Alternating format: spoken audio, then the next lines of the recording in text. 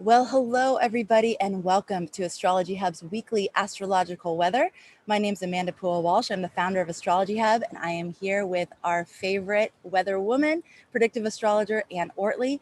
And this is your place to get practical guidance for using the cosmic tides to really align your life and thrive with the energies. So we're so happy that you're all here. I'm obviously broadcasting from a different place today, not my kitchen. I'm so grateful. I haven't seen anyone in my family for almost a year. I'm not the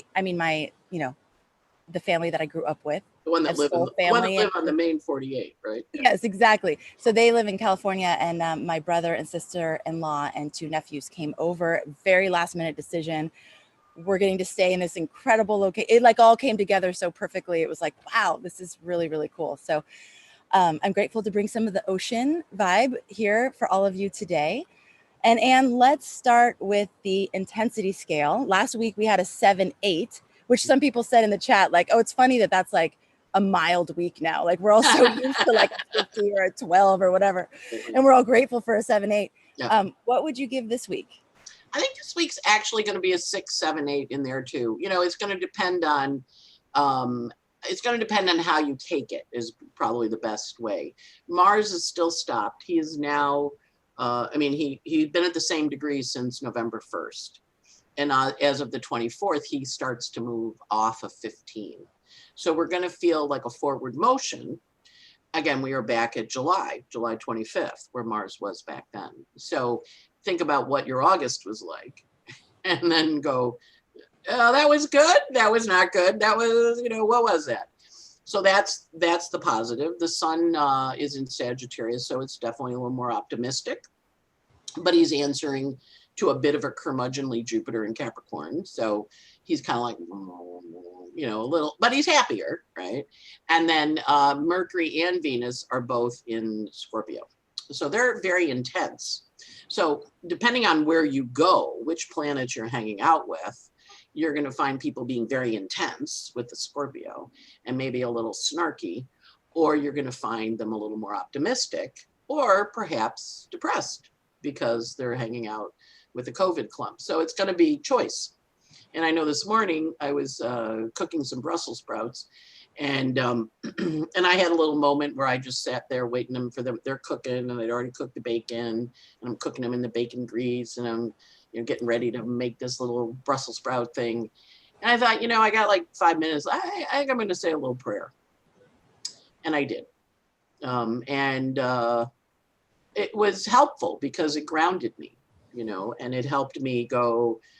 I could sit here and do other things, but I'm going to go to Neptune. I'm going to go hang out with Neptune. Now, the other thing that's happening this week is Neptune is stationing, which means the 5 days before his station and the 5 days after, we really feel very Neptunian.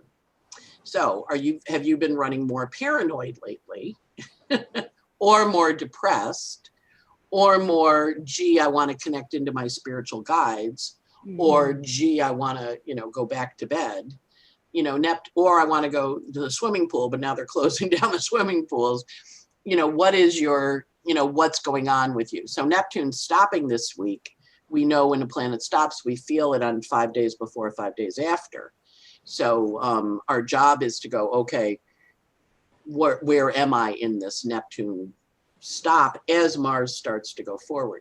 Now, Mars and Neptune are going to have a little argument this week, right? Not a big argument, but they're going to be approaching a little cranky or a little bit not seeing it coming, maybe is a better way to say it. And so that in that capacity, people can feel, a little more whatever. So you want to think about what you were doing at the beginning of July, because Mars is there and Neptune stops now. And he's like, as you look at stuff and you have realizations about things, what that brings up for you. So you want to watch what you're, watch how you're feeling, really, and then go, okay. And again, we've done that planet age, but I had a couple people write, do the planet age again. Degree of your planet is the age, the little circle like on the oven, the minutes, the part afterwards, divide it by 5, and that gives you the months. So each planet is a certain age in your chart. So if you have a 4-degree Venus, like I do, My Venus is very simple. She doesn't need a lot. She's 4 years old. She likes a bath. She likes to shower. She likes to go to bed. I liked to pray as a little kid. I used to play with my dolls and play angels. So I know that that's a good way for me to nurture myself. Mm. If you have a 27-year-old Venus, she might like a new piece of lipstick or something. A 4-year-old Venus she's just happy playing with the kitten. Mine's 28, Anne. Yeah. Okay. So you wear lipstick. I don't. It's like, so you need 28-year-old Venus things, and I need 4-year-old Venus things. Oh, that's so awesome. But then you work with that planet, and you go, yeah, nothing like a good piece. Or I want a new hairdo, or I want a new shirt. Venus at 28 has a whole different energy to her than Venus at 4, or whatever planet it is. So when you're, and one of the things you want to identify is each of the planets rule different parts of your being. Your sun is your ego, your Venus is what you love, your moon is how you comfort yourself, how you nurture yourself. Mars is how you take action, how you have sex, how you do things. Jupiter is the planet of abundance. And of course, this week, Thursday is Thanksgiving in the States. And it was decreed a day by astrologers. They're also called Masons. So, back in the old days, the Masons were astrologers, right? So our founding fathers laid out the constellation, laid out the city of Washington, D.C. in the constellation of Virgo.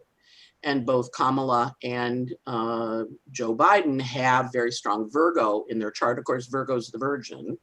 Kamala has not had children. And it also is the self-possessed woman, the one that's not answerable to other people. She's allowed to control her own being. So it's not just the virgin thing, but that energy. And very often, so that the DC is laid out, the cornerstones are all laid on Virgo apps by Masons, picking them, the cornerstone for the Pentagon, the cornerstone for the Capitol, the layout of the plaza is in a Virgo constellation. And yes, there's books on this. A lot of the initial dates for the Constitution, again, back in the 1700s, were set on Virgo days. So the election day, the second Tuesday is a Mars day.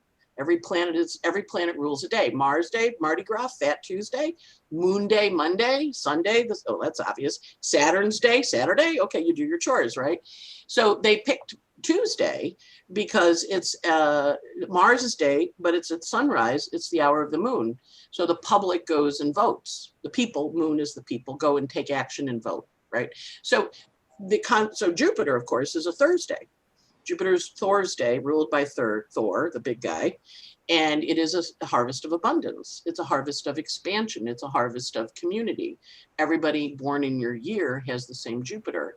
And having the holiday fall consistently on the same day, unlike holidays that are locked to a day, like Christmas is 25, but when they used to do the winter solstice, that was on the 21st, that celebration of the sun at the lowest and rising up. Those were in sync with when the energy was judicious to help the story. So and of course, Sagittarian is after the killing frost in the Northern Hemisphere, not so much for our Australian friends, but after the killing frost of November and the leaves fall off the trees and the plants come in, then we celebrate the abundance time of Sagittarius, which runs between Thanksgiving and Christmas. And then we shift into Capricorn where we go, okay, now back to work. So yeah, it's pretty good, pretty cool. And so if you go back and look at the founding of the country, they would do rituals when they laid the cornerstone, and they did them on Virgo things, because the government back then was supposed to be of service to the people. So wow. Okay, so what you're saying is that Thanksgiving is actually a celebration for Jupiter, Sagittarius, that it is more based. So isn't it always the Thursday after the first new moon in Sagittarius? The last Thursday of the month. Yeah. The last Thursday. It's not like there's lunar calendars. The Jewish tradition and the Muslim tradition, they follow the lunations, and the Christian Easter tracks with it. So that's why Easter roams around. But Christmas is always the same day. Right. it's hard, I mean, we're going to call it commercialization if you want. If Easter's always hopping around, when's the bunny going to show up? But Christmas is the 25th and you got to have your packages shipped by then, right? So, there's a blending of the two holidays, or the way they celebrated the holidays. And many of the Christian holidays are tied to when people used to gather to celebrate the pagan holidays, which were usually tied to agriculture. Beltane in May is May Day, and it's now dedicated to Mary and the Christian, but that back then you used to go get naked in the field and, have fun because you were trying to get things to grow. So that's part of that deal. Yeah. Right. So it's a Thursday always, which always is a Thursday. Jupiter day.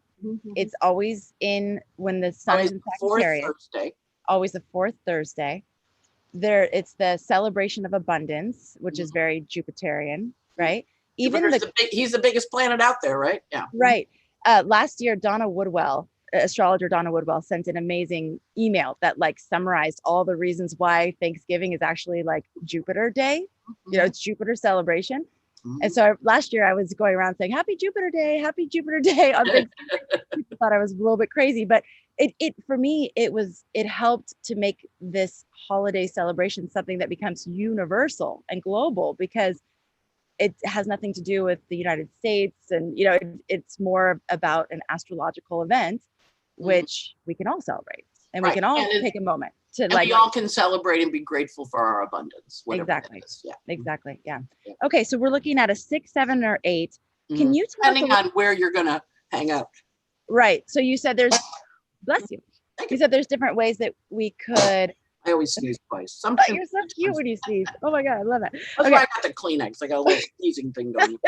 And also my hair looks like this because I have no hot water this morning. So this is what I look like when I wake up. So my grandmother always used to go, look at that lovely wave in the front. I'm like, oh, that's so cute. Oh my God. Okay, so you said different ways that we could respond to the energy. There could be depression. There could be a desire to connect even deeper with your spirituality and ground through that.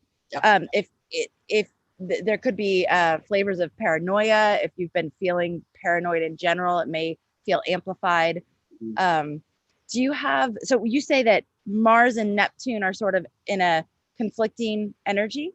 Yeah, they're in what's called a semi-sextile. So Mars is moving towards Neptune, and Neptune is now stopped. So, and they're only separated by a couple of degrees. So people can feel a little paranoid or a little depressed or a little, boundary free. We're going to maybe say it, where they do things where they want to, they're not necessarily paying attention to the boundaries. They're not paying attention to what? I'm sorry. Boundaries. To boundaries. Yeah. Okay. And so that you could work with that with spirituality. Maybe if there's less boundaries, you could actually feel more connected into other realms than usual. Yeah, and Neptune, of course, rules drugs and alcohol. So watch the cocktails, because then you'll get into a fight with your uncle or your aunt. Oh. Neptune rules infection. Neptune was very active when COVID first emerged. And so, they're making a lot of noise about not traveling on this holiday because infections are up with the virus. And when Mars was going through Pisces last spring was when we had a big eruption of it. So now Neptune is at that degree, and now Mars and he are having a chat. So, and Mars is going to go one more time through the COVID clump. We're not finished with Mars. He's just now going to start getting it up again, and what Mars is like when he gets it up. It's like, what are you doing? And Mars is like, I'm ready. So, just be aware that people, can very quickly escalate. Yes. So when is that Mars action? So Mars he's starting to go direct. When does it start to engage? Well, now, because he's at 15, he's going into 16, and we do a 2-degree approach, right? Neptune's at 18. So Mars is pulling into him, and he gets off of the degree of the station the 24th. So he's moving. So we always feel planets when they're coming in 2 degrees, like 10 degrees, we know they're there. Oh, it's coming. But 2 degrees, it arrives at the station. So Mars is pulling in for it. And then the other thing we talked a little bit about this last week, Eris, the goddess of discord and envy, she's getting ready to hit Pluto for the third time. So that's coming. And I did want to add a little thing to that, because I know you kind of looked a little shocked when I said about the lady talking, my friend talking on the bus. She sees things. And the first time I ever went to her for a reading, I was talking about a situation, we were doing the reading, and she's a psychic. And we were talking about the reading, and she said, you have this large green thing spinning next to your head. Wow. They're envious of you. They're envious of you. And I'm like, envious of me? Like, why would they be envious of me? Well, they were envious of me. Like that came out, right? Can you back up a little bit, Anne, for anybody who missed last week? Right. I talked about my friend who we were talking about envy and how it's helpful if it gets named, right? Yes. Because when you name it, it has to behave itself. Or it goes, oh, yeah, you're right, I'm a little envious. And we were talking about envy because of Eris. We're talking about, we're going to have a big envy hit this next week, too. Everybody's got it. We've had 2 already. We had one when the impeachment went down, when Kobe Bryant's plane crashed, helicopter crashed. We had another one when the Bolton's book came out at the thing, when Ghislaine Maxwell got caught. And now we have a third one coming this week. Well, it's more like next week, but we're feeling it build up this week. And so the envy's up, right? So we were talking about it last week. My friend seeing a mother who was very envious of her child, but she actually sees the green stuff flowing into the kid's back. And so she interrupted that by saying to her, you're really envious of that child. And it stopped it. Because when you name envy, it calms down, or it sometimes it reacts, like I did it at one point when I was working on something. People always said Grandma Smith liked me best. And the same friend said, well, why don't you validate their reality? Does she like you best? And I'm like, well, yeah, but she did like me best, but it's not like I got anything extra. Everybody got $20, But all my life, people said it to me. My family said, Grandma likes you best. And so the next time they said it, I said to them, my sister said, I said, yeah, but Grandpa liked you best. Done. She never said it again. Honest to God, Amanda, it was going on for 45 years, 50 years. My Aunt Kay said it to me. I said, yeah, I know Grandma liked me best. I'm sorry, Grandma didn't like you. Well, she burst into tears and she ran from the room. But she never said it again. Whoa. Interesting. And so in the case of my friend who saw this mother dumping envy, in my case, she saw the green thing here and said, they're envious of you. Dumping envy into this kid, she had to stop it. And she did by naming it. Because it interrupts. When envy is named, it interrupts. Or it has to kind of go, yeah, I am envious. Or, like think about all the evil stepmother and all that stuff that you hear about in mythology. When evil is named, it has to stop. McCarthyism, Joe McCarthy saying, have you no decency, sir? And everybody went, yeah, have you no decency? Now it's a little harder right now because people are buying into envy or going, yeah, fight for it, but you also have to recognize envy is about how we take over things. I mean, Eris, the goddess of discord, is, I don't like that you have it, I'm going to take it from you. Either by war or by being jealous or by backbiting or by setting up some kind of mean story. And we have to be conscious of that and kind of say, well, okay, well, what it feels like there's a little bit envious. How do you want to work with this? What does this look like? Right. And you can always feel it. You can always spot it. Once you get good at spotting envy, you get and a lot of times when I'm doing a reading, I'll talk to people because they'll have it in their chart. And it'll be activated. And I'll say, well, this is envy. And they're like, and then they go, you're right, it is. Like they realize it once it's named, but it's so infrequently named. And so naming envy is super important. And this friend of mine is brilliant at spotting envy and naming it. And when she does, she says it. And it was very helpful to me with that thing spinning by my head. And I'm like, there's something spinning by my head, but she sees stuff. When we had the pandemic and everybody was shut down here in New York, she sees dead people, so she said all the dead people are roaming around New York. We had a friend that was dying of cancer, and there's a cancer hospital built in the 1820s. So it's been there a long time. And she went to visit her and she goes, I can never go into that hospital again. like whatever's in there, she can't. I mean, I don't see this stuff, but she does. Wow. And so she saw the envy, she named it. Now, sometimes you don't name it. Sometimes, it's not safe to name it, but if you know it's envy, it can be very helpful. And we're going to see it popping up in this next week or so. That's the other part. Do that within themselves too? I mean, can they notice, have you noticed the same kind of thing? If you do it for yourself, it's not always someone else has to call it out. No. So like we're out going for Thanksgiving. My friend had, a big house in Connecticut, and I love kitchens. I love to cook. And she remodeled her kitchen, a number of years ago. And she had this refrigerator. It was beautiful. It's just, one of those you open and it has the ice box in the bottom. And I had a little dinky New York City apartment refrigerator that I used to have to de-ice, put pans of hot water in it to get the ice, 1950s model, because it was, and I'm like, I am really envious of your refrigerator. And I ordered one, which of course didn't fit. And my assistant at the time was like, well, why don't you put it in the other room? And I'm like, I can't put it in the other room. I really want, it doesn't fit. And she's like, no, put it in, and so, because the refrigerator came and it went back, right? And so then I went, all right, maybe I could put it in the other room.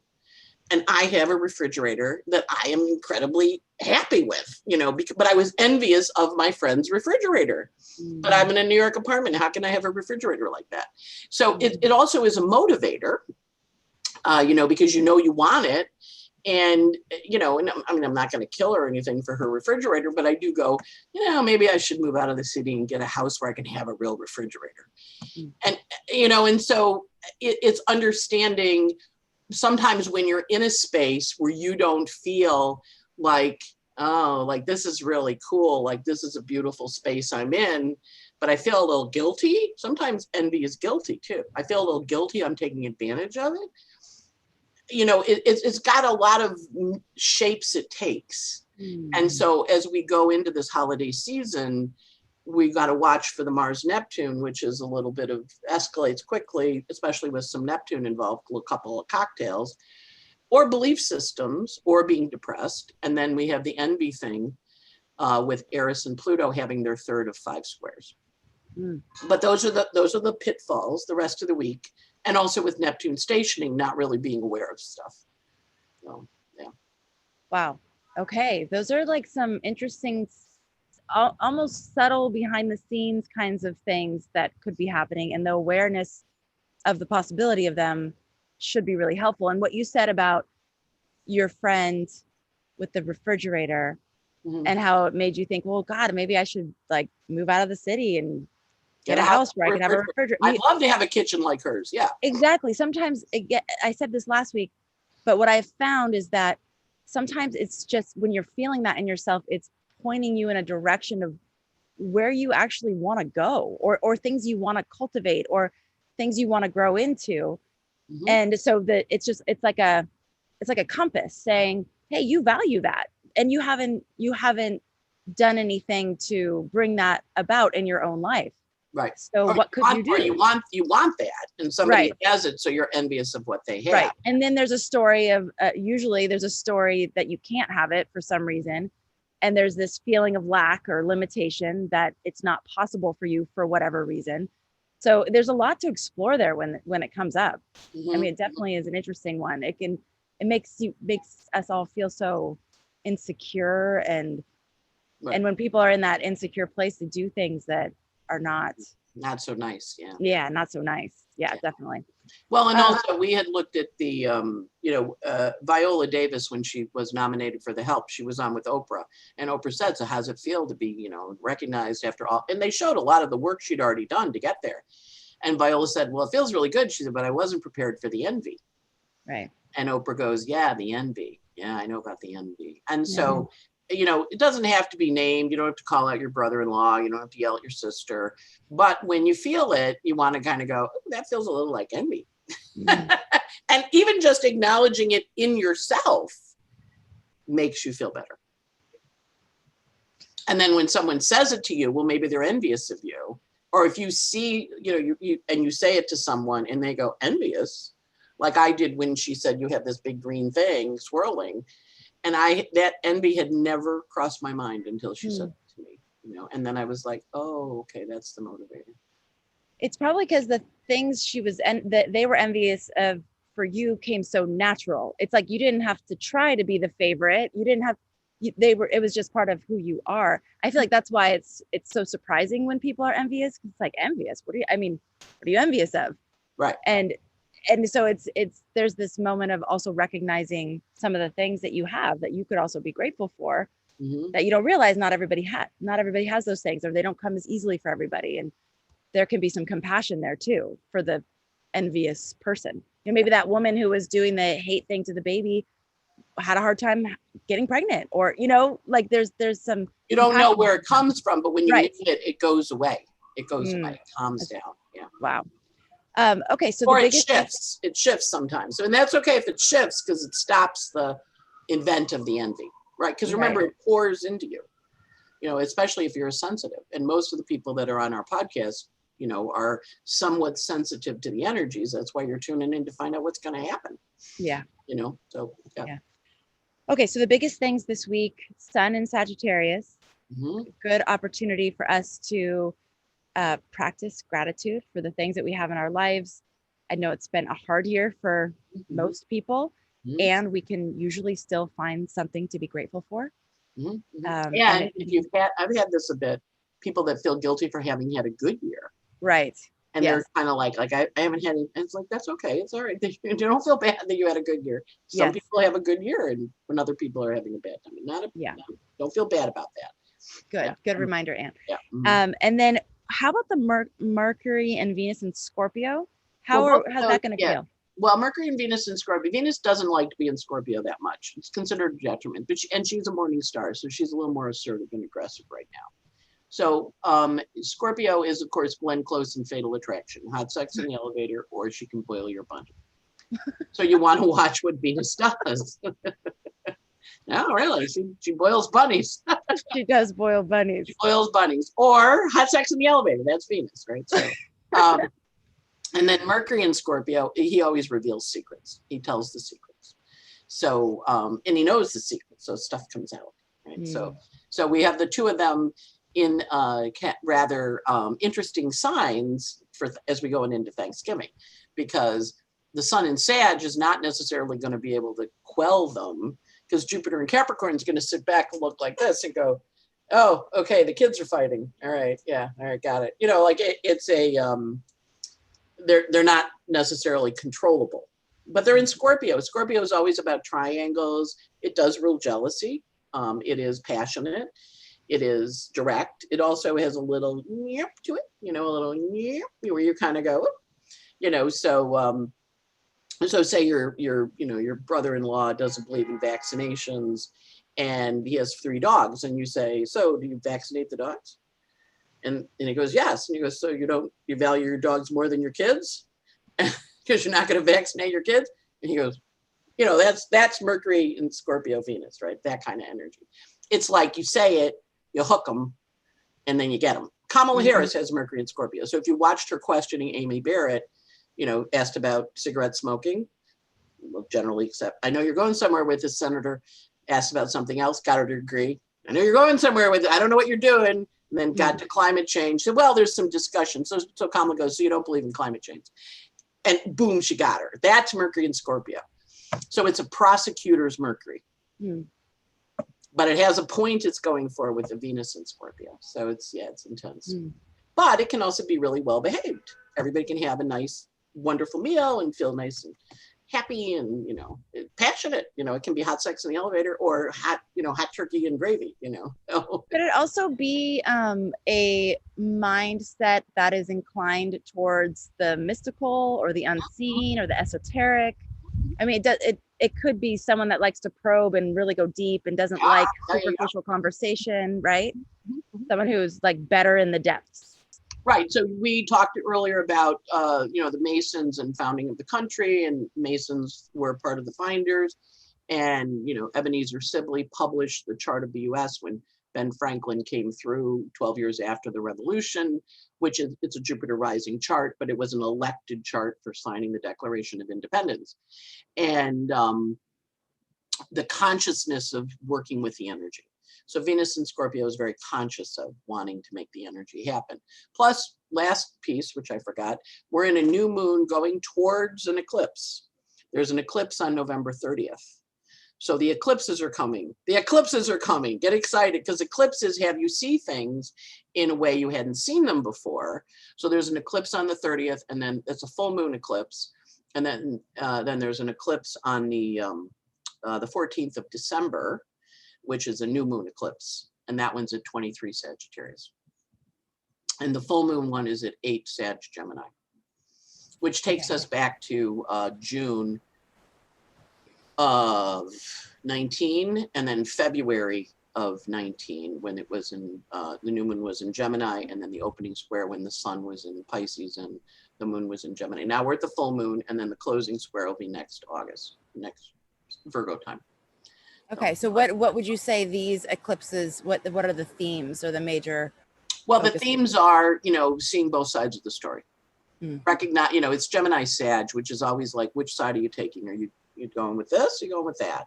Yeah. Allowing the arguments or allowing the conversations to happen. Can be a little polarizing, but it also is more like, well, is there a place where we can find an agreement here? I remember being at a wedding ceremony, the wedding anniversary party for a friend of mine's parents who were turning 50. And these two guys were fighting. One was very conservative, one was very liberal, and they were arguing. Scorpio, Leo. And then they got, and they realized they were never going to agree. So then they went, okay, what can we agree on? Well, we agree that Al and Nan, here's to Al and Nan, who are happily married for 50 years. We can toast on that. Where can we agree? So that may be the space that you want to watch for on this Thanksgiving holiday. Where can we find agreement as opposed to conflict, right? And now as Mars is moving forward for his third pass, I'd be a little more in the mood to be in a fight, but it also is, well, we're moving forward now. Okay, so where can we find agreement? That's good. All right, so the other big things, we have Neptune stationing, which we already kind of summarized, but this can take many different flavors: depression, paranoia, and or even increased spirituality. Melancholy. Well, it's Neptune. It's also, it wants you to do something, on a positive note. When Neptune stops, it's like dream. It's also usually water related. It's got a water, it's Neptune. It's got a water component. It's stationing at 18 Pisces. So look where the water is, look where 18 Pisces is in your chart, because that's where it's stopping. But it also is, and it's been over this point. Remember, it's retrograde back, and now it's going to go forward again. But as it stops, it does make everybody more emotional, more sensitive, more intuitive. You may find your dreams are a little out of control because he is stopping and he's sending you imagery. He's giving you imagery, and it's spiritual, it's spiritual, but it also can lower forms your drug and alcohol. So, you want to, and again, like I said, when you're working this week, like think about, okay, how old am I right now? Go find what that planet is in your chart and then do other things to distract it. The best thing with having a planet and what it likes is giving it stuff that makes it happy, Okay, so we need to look at where our Neptune is. Yeah. And our Mars, obviously. Yeah, Mars and Neptune. Well, more in the natal Neptune. What was the natal Neptune? What was the dream you had as a kid, right? Because a lot of the COVID clump is working with Neptune and saying that dream is over. Because remember, the next stop for all the Capricorn planets is Neptune. That's the next big conjunction. So it's saying, you're restructuring your dream to go towards a new dream. What would you like them to be? What would you like? And Neptune time is that period before spring where we're doing the dream, where we're home, we're writing the poetry, we're singing the music, we're doing the creative functions that really feed us, painting, sculpting. So immersing yourself in creative functions can help, having, you got 4 kids there, having them do a dance, having them do a little entertainment for you. Okay, everybody sing and dance, and like. It's so funny. I was already planning it. Yeah, totally. Because my nephew requested hula, And so Okay. I was already thinking, okay, we should get our poo so we can blow, and we could do the conch, and then we should do some hula for them on Thanksgiving. It's so funny. Totally. Yeah, totally. Yep, Yeah. you got it. Yeah. Okay, so immersing in the arts or entertainment or things like that could be good. All right. Yep. All that's music, playing music, singing, I mean, Yeah. get out the, the songs you like and movies you like. This is also Christmas, so a lot of people are putting the Christmas decorations up early. Yeah, so I've start noticed playing that too. playing the Christmas songs, because they're memory songs. I don't fail to hear Silent Night and not cry. It's one of my goals. And finding happy cries. What makes you cry? Like they always have the Budweiser commercials with the dog and the horses, and the wolf's going to eat him, and then the horses come to save him, and cry. Or your famous Christmas movies. Like It's a Wonderful Life. And would Neptune also be nostalgia? Yes. I mean, I can imagine that this holiday season is gonna be really different for most people, and there can be some serious sadness and nostalgia around that too. Just mourning for the past, mourning for what was, mourning for the memory. Even if the memory wasn't always good, there's just, this is a weird, funky in-between period. So it's not like the new is totally clear. It's clear that some of the things we used to do they're definitely not happening this year for most people. So yeah, I mean, just acknowledging that too, and taking that extra time to take care of yourself as best as you can. Yeah, totally. Because it is a season of change. I mean, my stepmother died earlier this week, so this is going to be her siblings' first Christmas without their mom. And it was making me think back to old Christmases, in my childhood, and all the people except for two of them of that generation are gone. So they can never come together again. And last fall, right around this time when we buried my dad, my aunt said to me, well, this probably will never do this again. And I was like, what? But yeah, we're all scattered to the wind. We're not all living in the same town. We're not having Santa Claus come. We're all in different places. So there can be a little melancholy. Yeah. Okay. And also because Neptune stops, it's a big one for if you will have addictive issues falling off the wagon. Because, this is Neptune stopping is when people go, oh yeah, let me go back to that old comfort food. So again, getting the support you need, if that means you're going to meetings or talking to your sponsor more, or whatever that is for you. Or just being really aware of it, Right, so, knowing the tendencies there. Yeah. And it's the 5 days leading up, so I've been being very good with my no pasta. It's been a month and a half now. I'm very proud of myself.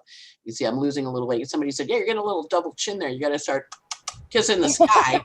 I'm like, kissing the sky. She goes, I'm like, all right. But the other day I was kind of like, oh man, I'd really like a bowl of macaroni, and then I thought, no, go, So it's also watching where you kind of want to slip a little. Watching where, and also that has a lot to do with where we want to escape.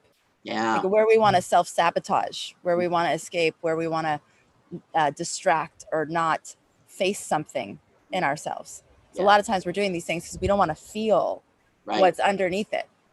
So allowing ourselves to feel and embrace those parts that are sad and tender and raw. Yeah. And sensitive. Okay. That's why it has a range. So it's like you can go there and then you can go, oh, I'm over there, let me pull it out, as opposed to the whole world's friggin' crazy and there isn't anywhere to hide. Right. Now you're like, oh, hula conference, that's good. We can have a hula contest. And we got the boys out there hulaing, so it's good. Yeah. Mm-hmm. Yeah. Okay. And then we have this tendency for envy. So be aware of that in yourself, be aware of it in others. And if you see it, name it. And that doesn't necessarily mean calling someone out and being like, you're envious, but even you acknowledging or seeing what it is, it's like, oh, okay, that makes sense. Like it's envy. Yeah. A little envy. And the eclipses are coming.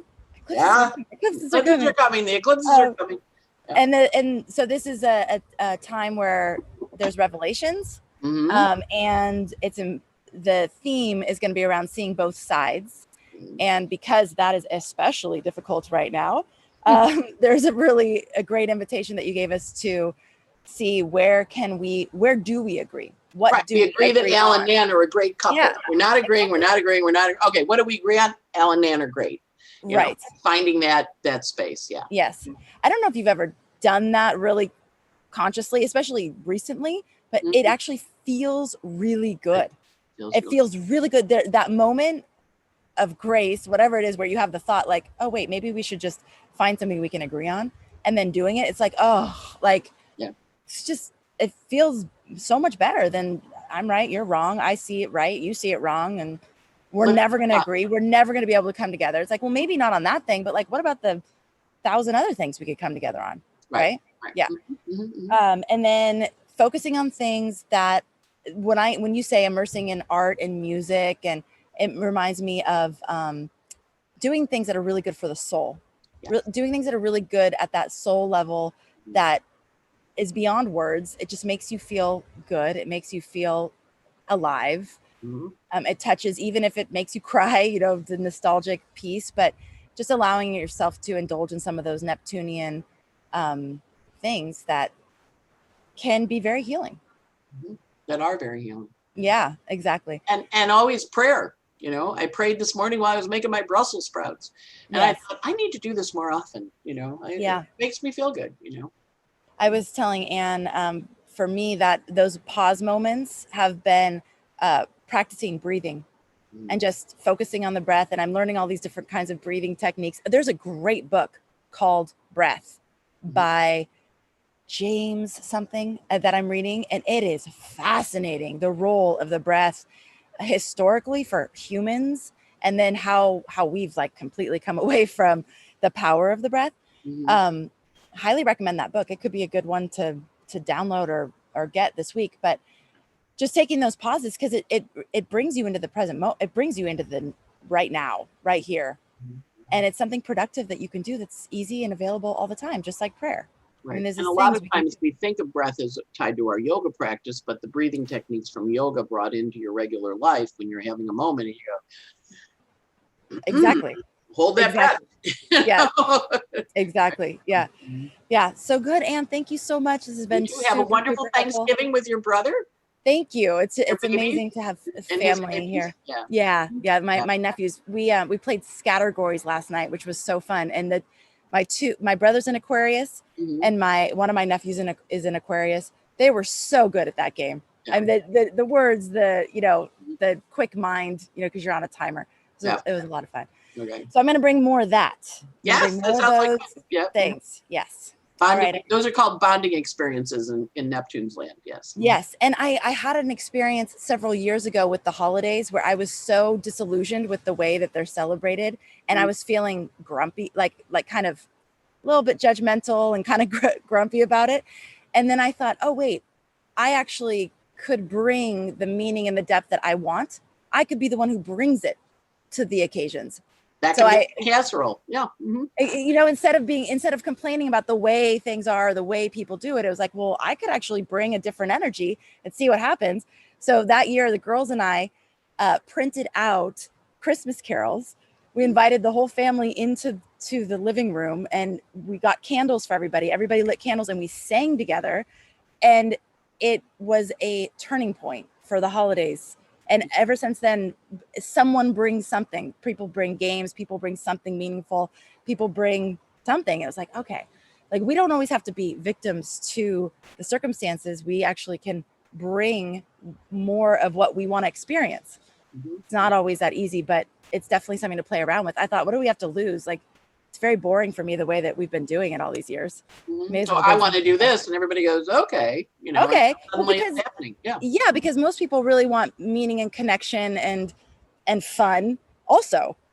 So, whatever it is that you would like to experience more of, I feel like this is such a time of reinvention of all the things we've always done. Like, well, let's dream in what we would like it to be like and start to seed it and bring it. And Mars is in an opening sextile to Neptune, or semi-sextile. So he's saying, yeah, you can do this new thing. And you're like, really? And he's like, yeah. I can. I'm going forward now. I can do new things. That's good for me. And so giving Mars permission to talk to you about the changes he would like to make, and then saying to Mars, okay, well, you can do that. And then he goes, well, all right. And then Neptune goes, not too fast, not too fast. You know, Wow. But that's okay. Yeah. Nice. Baby steps. Baby steps. Yeah. All right. Well, thank you so much, Anne, for being here for our weekly weather. Yes. Happy Jupiter Day. Happy Jupiter. And thank you all for being here. Thank you so much for tuning in to the weekly astrological weather, for being a part of our community, and as always, for making astrology a part of your life. Yeah. We'll catch you. Ooh. No cosmic connection this week. Cosmic Connection is on Jupiter Day, Thanksgiving, Thursday. Okay. So we're not doing the Cosmic Connection with Rick Levine this week. I forgot to mention that last week. But yeah, so we're going to take a little break for the week. And then we'll see you again next Monday. You can always go watch an old episode. You could. Oh, there's so much good. There's so much amazing content. That's for sure. All right. Thanks, everybody. Take care, and we'll see you again soon. Bye, all.